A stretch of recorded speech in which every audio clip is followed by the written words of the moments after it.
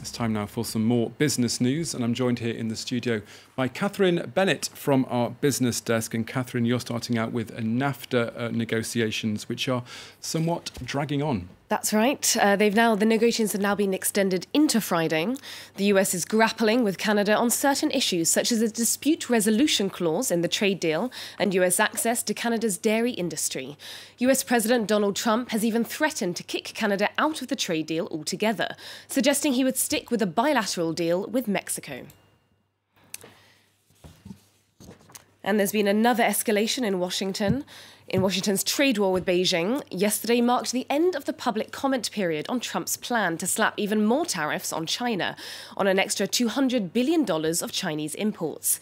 Leading US businesses jumped into the fray, sending a letter to the administration urging Trump to reverse course. China's Ministry of Commerce said on Thursday that the country would hit back, imposing tariffs on $60 billion worth of US goods. Let's have a listen. China will take necessary countermeasures responding to the actions of the US. At the same time, China will pay close attention to the impact of the tariffs and take strong measures to help Chinese and overseas companies in China overcome difficulties. China has the confidence, capability and means to safeguard the steady and healthy development of Chinese economy. And now let's take a look at the markets and see how they're reacting to that. Mostly down in Asia at the moment, with investors waiting for Trump's next move on China tariffs. The Kospi and Hang Seng Index were down by 0.5% and 0.25% respectively, while the Shanghai Composite is up by 0.33%. Nikkei fell by 0.81% after President Donald Trump hinted in a Wall Street Journal interview that Japan could be next for a potential trade war. OK, let's move on now. A ruling from Brussels has authorised Apple to buy the music recognition app, which is called Shazam. Yes, after an in-depth investigation, the European Commission has given the green light to Apple to purchase the popular app. Brussels was concerned that the purchase would harm competition by enabling Apple to use Shazam's data to encourage customers to switch to Apple products. And staying with the EU, Brussels is also trying to push tech companies to pay their way. Yes, the EU wants to introduce this new so-called GAFA tax on large tech companies, but recently Berlin has been reluctant to back the idea. The German finance minister said it's not efficient to target tech companies. His French counterpart, though, has other ideas. Ellen Gainsford has the story. Google, Amazon, Facebook, Apple and Microsoft. These tech giants have one thing in common. They all pay less tax in the EU than most European companies.